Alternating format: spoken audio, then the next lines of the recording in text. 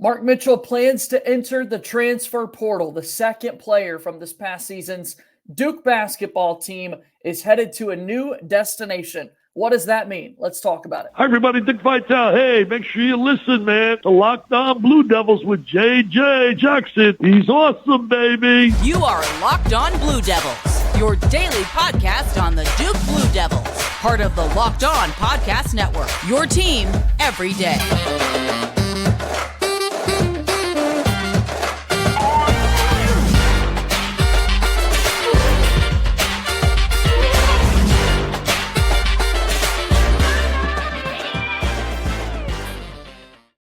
Hello, everybody, and welcome into another episode of the Locked On Blue Devils podcast. My name is JJ Jackson. It is so great to have you here with us on April 9th, 2024. Locked On Blue Devils is your one-stop shop to discuss everything going on in the life of Duke athletics. Today, we've got our pal Jordan Mann from the Big J and Little J show with us on the program to talk more about the end of this Duke basketball season, the future of the program, and so much more. We'll talk a little bit about last night's title game. The UConn Huskies defeat Purdue. They are back-to-back national champions. We'll discuss that, college basketball at large, what it means, and of course, the big news of the day, Mark Mitchell planning to enter the NCAA Transfer Portal. If you have not done so already, please be sure to follow and subscribe to Locked On Blue Devils for free, wherever it is that you get your podcasts.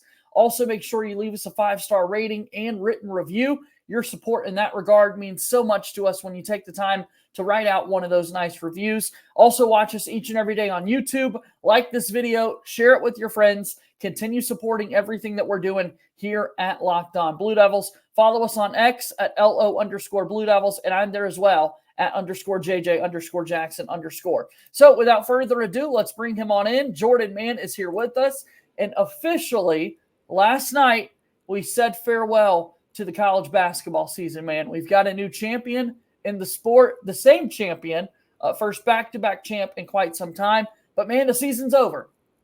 Yeah, well, the season's over. Like in the old-fashioned way, season's over. But in the new era, JJ, transfer portal, there are no days off. The new season starts as soon as that one ended, yeah. As you see on the graphic, Mark Mitchell to transfer portal the day after the national championship. So it's just welcome to the modern day of college basketball where there are no days off for being a college coach. But, yeah, shout out to UConn. Hats off to Dan Hurley. Like, I know there's Duke fans and UConn fans. There's a rivalry there. For me, I love the Hurley family. I've always loved Bob Hurley Sr. What he's done at the high school level was historic. And then Bobby, obviously, at Duke. I think it's really cool that 3 teams in the last 50 years have won back-to-back national championships, and 2 of them were the Hurley brothers. So I think it's a really cool stat. Yeah, I love that. And obviously so competitive watching the game unfold. We got to get into more of that game last night and what we saw and what it can mean for the sport moving forward because, man, oh, man, it is something to watch Danny Hurley do his job there with UConn. So our news of the day, however, regarding Duke basketball is that Tipton edits, Joe Tipton from On3 Sports, puts the first post out there after 2 seasons with Duke basketball. Mark Mitchell planning to enter the transfer portal. A lot of people thought we would end up in this position. Here we are. What do you make of the news, Jordan? Yeah, I mean, predictable. Look, I wish Mark the best. I think it's best for both parties. I think he's going to thrive wherever he goes. It's just Duke needs that position with the roster they're trying to fill out, which is still like question marks, obviously, with who's staying, who's going, who's coming in, all that stuff. Mark Mitchell's position needs to be a guy that can stretch the floor shooting the ball. And that's just something that he's just not able to do. So Duke needs to get a guy to plug in, whether that's a Cooper Flagg to play the 3 or the 4 position, wherever Mark Mitchell is going to play. And Mark Mitchell needs to go somewhere where this is a defensive-minded team first, scoring second, where like the Big 12 is a solid conference where I see Mark Mitchell really thriving his game at. Without a doubt. I'm gutted a little bit because – anytime you see a player leave the program without it being for the NBA, you have to see them put on another college basketball uniform. It just doesn't always sit right, especially someone like Mark Mitchell, who started pretty much every game that he played for Duke. When he was out there healthy and playing, he was going to be in the starting lineup and did so much for this team. As we talked about on yesterday's show, Christian Reeves is the first player in the Jon Scheyer era to officially enter the transfer portal and to transfer away from the program, but Mark Mitchell quickly following suit. And schematically at times, not the best fit always. Obviously, we had that absolute roller coaster of a season in regards to shooting the basketball from the outside. But there was a whole lot of good that we saw from Mark Mitchell, a very touted recruit that was out there. And unlike Christian Reeves, this is a dude for 2 years who really contributed to the success of what Duke basketball was doing. Yeah, I mean, Connor O'Neill, my co-host for the Big J and Little J show, tweeted out the official Mark Mitchell tracker retires at 33-4 record of. That's what Duke's record was when Mark Mitchell scored 10 or more points. And so when he was aggressive and effective offensively, Duke was a really good team. It was just those games where he was in the single digits where teams could lay off of him and he wasn't aggressive, where Duke struggled with just the cluster of the offensive side of the ball. And I just think, like I said, a new change of scenery would be good for him, and a new guy filling that role of Mark Mitchell will be good for Duke. And like I said, it's a good thing for both parties, but I wish Mark Mitchell the best, and I will be following him the rest of his career. And just such an honest guy. Every time we got to hear him talk in the locker room after the fact, I thought he was very well-spoken and just kind of a smart basketball player, composed in what he was trying to do. There were just times out there on the floor where you probably wanted a little bit more out of him, the player. And in the days and weeks to come, as we've done every offseason, we're going to go back and we're going to do season reviews. And now it's going to be a little weird reviewing a season for a player who's not returning to Duke, but will be playing college basketball elsewhere. But there will be a lot to break down with Mark Mitchell's game and that sort of thing. How much of this do you think playing time had to factor in to what Mark Mitchell is thinking, knowing that he's not heading off to the NBA after 2 seasons? Kind of playing time, and also from what I've heard, just like his camp was frustrated with his development at Duke. But honestly, like his shot is not something you can really change overnight. Like it's not an off-season type of fix. It's really a thing where it's going to should take at least a year to get it going, because you have to break down that whole muscle memory with his hitch and everything. It's not just, hey, work on this 6 weeks. Next year you're going to be able to hit threes. It's just not that simple. And so Duke played him to where I thought his strengths were. I know his dad obviously had that tweet earlier in the season that like he was not happy with the performance of his son and like how Duke's using him or whatever. But I think that he sorry, I lost my train of thought there, but he did the best he could. Like Duke put him in the roles that were best for him, and his defense, like when he was locked in defensively, I'll miss him playing 1 through 4, like guarding 1 through 4, and sometimes even switched on a 5. Like he's listed at 6'9", JJ, but Joe Tipton had him at 6'7" on his graphic, and I think that's more realistic that he is 6'7", because breaking news, college basketball people lie about the roster to make him no look. doubt. So for him to do what he did, average I think 12 and 8 at 6'7" for Duke, and he's not a 3-point scorer. I mean, just shows that he really had a high motor. Got the job done. I know after last season, in terms of the development specifically, and again, it's wild, it's reality, and I know that I have seen in recent days, in the comments down below on YouTube. We do read those, by the way. Please continue posting your comments with thoughts for the show. I love the interaction that's there. And if you have any questions you want us to answer, we'll be happy to do that. People are getting kind of frustrated that, the camp talk, so to speak, that you're referring to, Jordan. But this is like reality in 2024, and I think the quicker we accept that, that's going to be real. So, yeah, Mark Mitchell has a camp as a college basketball player that is frustrated, so to speak, with the development that might have taken place. Watching him last year, kind of wanted to see him put the ball on the deck a little bit more, be more assertive on drives to the basket. I don't know that he necessarily got the basketball in too many positions or opportunities to do those things, but that was one thing I know after last season we were talking about would be nice to see from him as a sophomore, and we didn't quite get there. But, just wanted to throw that out there because I know people have mentioned camps, and you saying that kind of triggered what I had read down in our comments below. But, here's where we're at in 2024. Welcome to it, folks. Well, yeah, and I mean, camp could also just be a loose term or a smart term for family members too. So, I mean, I don't know one way or the other, but like social media has made it But he's been around basketball people his whole life, right? And there's definitely NIL representatives that are working with these players. Not to mention Duke, Rachel Baker, the GM side on the in-house thing. But as a player, it's a business that you're trying to run at the end of the day in your basketball playing careers. So, camp, family, interchangeable. Just more people are now involved in the decisions than I think they used to be. Yeah, and like Duke has the narrative that they produce one and done guys. So like when your kid or your guy that is your camp guy and he's not a one and done and now he's not a two and done, it's just going to grow and grow more like frustration. But at the end of the day, he's just not ready. And that's okay. That's why college is meant for 4 years. Like you can still turn your game around the next 2 years. Just because you're not a one and done doesn't mean you're a failure. No doubt. Mark Mitchell to the transfer portal. We'll talk a little bit more about that when we come back after this quick timeout here on this episode of Locked On Blue Devils here today. Locked On Blue Devils is brought to you by our friends over at FanDuel. Of course, it's playoff time in the NBA and the NHL. Baseball's now in full swing, and FanDuel is your place to bet on every game. In the coming week, we will officially be in the playoffs for the National Basketball Association and the National Hockey League.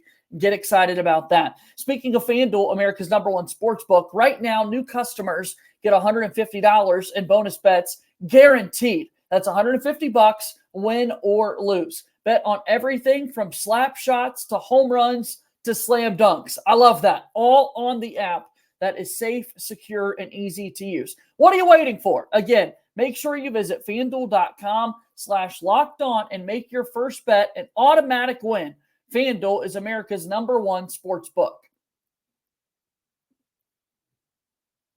Let's keep it moving. JJ Jackson alongside Jordan Mann from the Big J and Little J Show. Go check out the season finale of the Big J and Little J Show. You're in a position where you got seasons. They come to an end like the team. We mentioned the college basketball season coming to a close this past week. But tell people about some of the recent episodes that they can go back and listen to and anything else you'd like to promote, Jordan. Yeah, so the season finale of season 2 of Big J and Little J Show just dropped, I think, last week. Just season recap, talked briefly about the loss to NC State. Preview for the roster reconstruction. It's still early, and we will be doing shows like between now and season 3 will start the week or two before college football season starts, where we'll do our season preview for Duke football and stuff. But obviously, like we just talked about, there is no offseason for Duke basketball. So with the Mark Mitchell news, and then there's going to be other things that are going to happen. Heck, even the Calipari thing that happened with him probably going to Arkansas, like if that opens up for more stuff for Duke, then we're going to talk about it. So we'll have emergency pod episodes in the offseason. And then the rest of my stuff's on my YouTube channel at jman_, where I also do video edits. I did a player breakdown of Amari Williams, who is the 3-time Defense Player of the Year in the CAA from Drexel. Duke reached out to him. I was confirmed yesterday, so I did a breakdown on there, so you can check that out as well.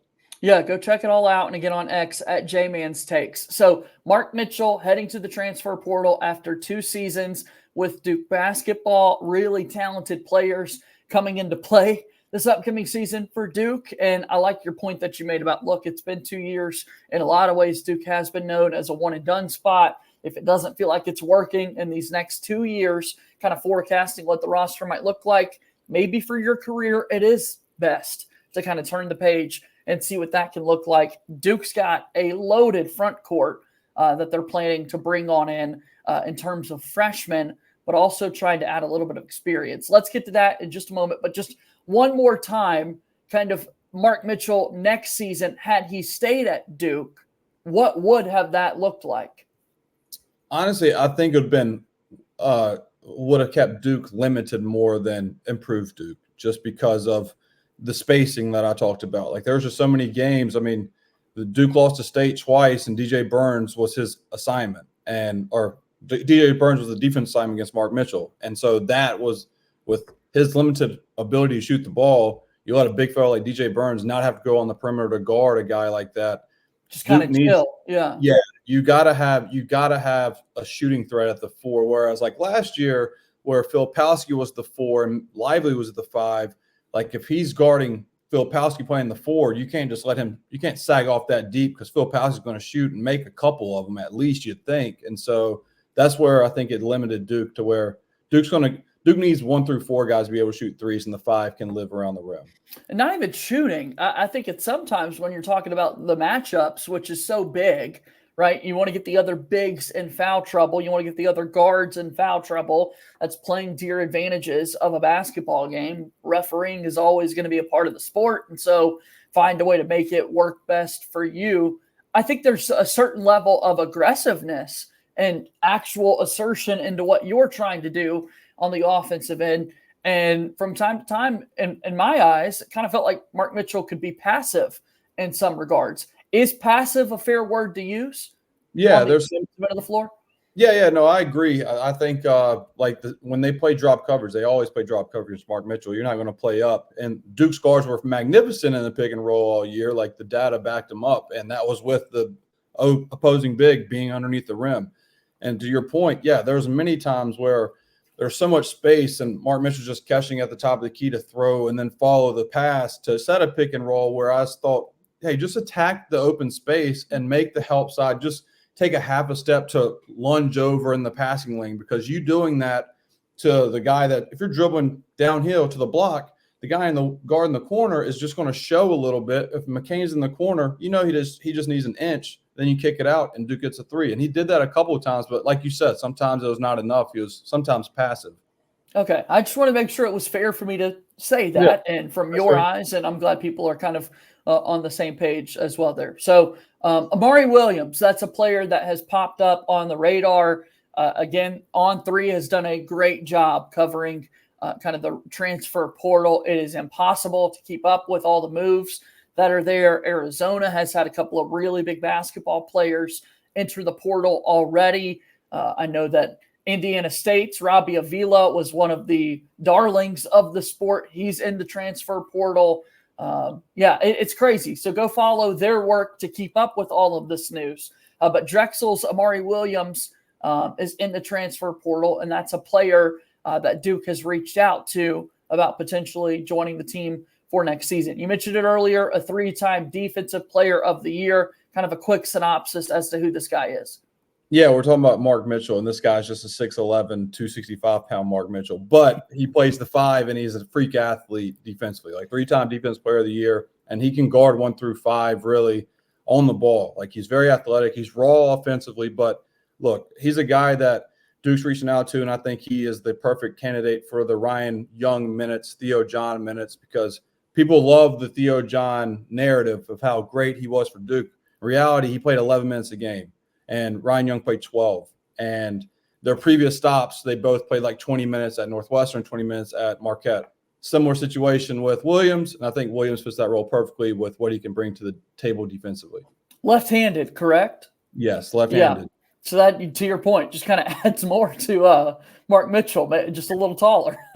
He's very athletic, and he's 6'11", that can dribble in the open floor, get steals, and just wrecks havoc defensively. And Duke has made an emphasis with this recruiting class and who they're looking at, reaching out to in the portal, where defense is a big key for them next year.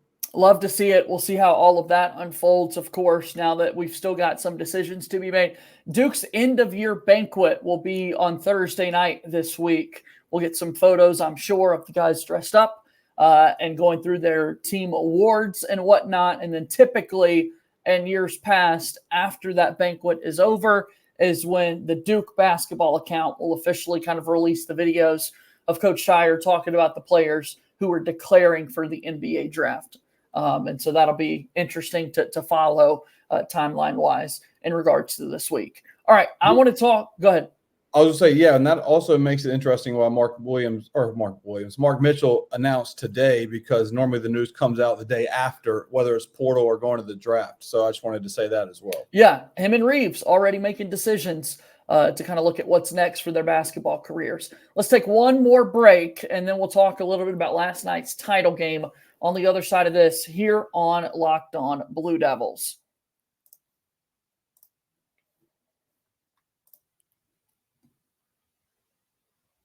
A lot of fun here today on Locked On Blue Devils, your one-stop shop for everything going on in the life of Duke athletics. Also want to make sure that we tell you about Locked On Sports today, as our company has launched the first ever national sports 24/7 streaming channel on YouTube. And now it's also available on Amazon Fire TV and the free Fire TV channels app.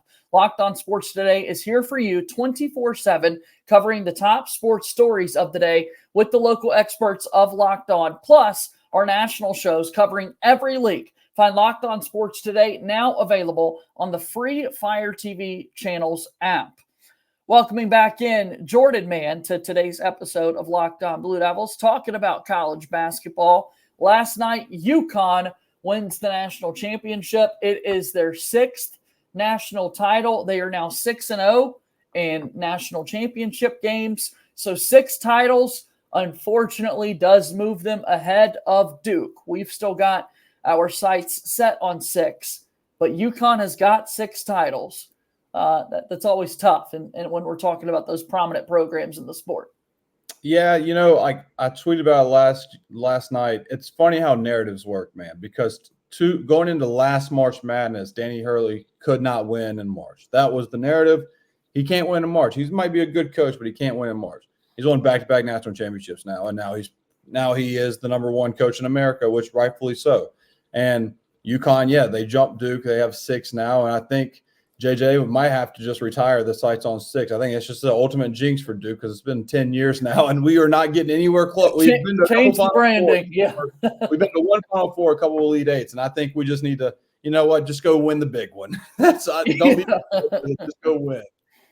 No doubt. Got to change the marketing and branding behind the message there as to what we're trying to accomplish. So, yeah, 6 titles for UConn. Crazy over the span. Their first one was in 1999, of course, a game in which they defeated Duke. Duke had the 2004 Final Four matchup with UConn, had a couple of postseason run-ins with those guys. Duke wins the title in 2010. UConn wins it the year following in 2011. UConn wins it again in 2014.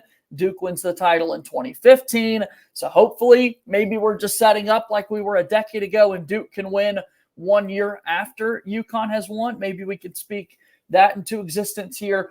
But so since 1999, this is another number we were talking about. Since 1999, UConn has won 24% of the NCAA tournaments that have been played. Remarkable. That is a fourth of the NCAA tournaments played since 1999. UConn has won them. However, in that same span, since 1999, UConn has missed the NCAA tournament 32% of the time. That is wild. Yeah, no, that is 100% correct. That's crazy. It's crazy, but I guess like Ricky Bobby said, if you're not first, you're last, and UConn has taken that literally, and they have won 6 in 25 years. And like we talked about, it's kind of like the San Francisco Giants, where and it was the even years in the 2010s that they won the World Series, and it was the odd years where they didn't make the playoffs. So it's just like, hey, if you're not going to win the World Series, just don't even go to the playoffs. Go to the playoffs, just go win the damn thing, and that's what they did. So it's crazy because Kevin Ollie won his first year, and then after year 3 or 4, he gets canned, and because they fell off so hard. And shout out to Hurley's done a fantastic job for them, and yeah, it is crazy. 6 championships in 25 years is very impressive, with the fact that you missed the tournament all the time also. Yeah, and just the different coaches that have been there, right? I mean, we talk about Coach K's 42-year tenure. You talk about the run that Kansas has been on in the postseason under Bill Self. North Carolina had a really long and good thing cooking with Roy Williams after Dean Smith and a couple of guys mixed in between there, but constantly going to the tournament, and UConn's winning the whole thing under multiple head coaches. That's wild. So 32% of the tournaments, though, they don't even make it, whereas Duke has only missed 1 NCAA tournament since that 1999 span, and that was, of course, the year right after COVID. Crazy what this UConn basketball program is. It's hard to figure out. They're going to be, one of the top teams going into next season, although their roster is very much so in limbo, with players running out of college eligibility and also declaring for the NBA draft likely. So just really, really intrigued to see what we're worried about the Duke roster, and rightfully so, but some of the other top teams in the country, who in the world is going to be playing for them? We don't really know these things. Yeah, no, and look, Hurley's done a good job in the portal, just getting guys that you never heard of to come in and buy in. Like a couple of their transfers, Cam Spencer, I think came from Loyola, and so did another guy on their team that I'm drawing a blank on, but nobody had them on their radar, and he just picks them up and plugs them in, and he's basically Wojciechowski for UConn, and they win the whole thing. Like if Cam Spencer played at Duke, he is below average athlete who loves to talk, and he can hit good big time shots. He would have been America's villain. But at UConn, it's just like, yeah, we don't like him, but he plays for UConn. Doesn't play at Duke. But he played at Duke, my God, would he be the most punchable face in America? Yeah, the back-to-back most outstanding player, Tristan Newton, started his career playing for East Carolina, so he's at ECU, and then over at UConn, Cam Spencer, who you're talking about, from Loyola, then goes to Rutgers, then ends up at UConn. He and Dan Hurley are kind of one and the same. In last night's game, when there was a timeout and you see Hurley jawing back and forth with Zach Edey as he's walking kind of off the floor to his bench. Yeah. One example that, like, this guy's different. And then I do want people to go back. And in the second half, you might have kind of been zoned out a little bit because the game's not competitive. UConn's winning by double digits for the majority of the second half. There was a possession where Cam Spencer had the ball, wing extended in front of the UConn bench. And in live action, Dan Hurley tried to push Cam Spencer, his own player, to start the action, and it's an automatic turn. It's like, what are you doing, man? What are you doing? Yeah. Your guy's got the ball. He spazzes on the referees. Like, what do you mean I can't touch my player during a live ball? But that's what I love about Hurley. Like, I know people are annoyed by him, his arrogance and stuff, but he's a Hurley. Like, if you guys have not watched like the documentaries on the Hurleys, that is my recommendation. Like, there's a YouTube rabbit hole you could see the E60 or 30 for 30 on like Bobby Hurley, when that just talks about like Dan. Like, people forget, like, when he was a player, dude, he really struggled with mental health because he could not live up to the hype of being Bobby Hurley's brother. And he was severely depressed, got out of basketball, and to see his perseverance to come back as a coach and be legit just like his father I love it, and it's well deserving. So I'll always pull for him, even though he's at UConn, because damn, when he gets fired up, he gets me fired up. You've seen a lot. And if you've watched the sport as long as you and I have, and certainly folks older than us have been watching it a longer time than that, but to see a coach kind of shove his own player in the middle of a live play as it's happening and kind of be upset that it's a turnover and he's got to give the ball back while you're winning by double digits, right? Like, it's not like this is the biggest possession in the world. I love it. It's awesome. Hopefully we've got some big matchups in the years to come between Duke and UConn. One thing we know, this is where we can throw that little dig in there. Cooper Flagg's coming to play for Duke. UConn made a strong push, a really strong push for the Maine native. But instead of staying up there in the Northeast, he's coming down to Durham and he's going to play for Duke. Yeah, look, Dan Hurley loves to find like narratives that are anti-UConn, and he loves to run with it. So he already has bulletin board material for next season that they missed out on a kid from Maine because he wanted to go to Duke instead of UConn. And he's going to keep that blue-collar approach for next year, and he's really going to try and three-peat. And look, they're the top dog, man, and you got to knock off the top dog. They've won back-to-back national championships by double digits. Like, they've just been dominating in March. And so Duke's they have Cooper Flagg, but they got to come out and be ready to play with the whole roster, and hopefully Duke can run the table next year. Since the NCAA tournament expanded to 64 teams in 1985, no team has ever won 3 in a row. The last time we had a repeat winner of that long, you got to go back to the late 60s and 70s when UCLA won 7 straight. And again, that was not in a 64-team tournament format. I don't think we're getting set to see something like that. Just some history and context there for the listener. All right, Mark Mitchell transfers today. Really appreciate you being on this Tuesday show with me, Jordan. Thanks for the time as always. Do one more plug for the work that you've got out there.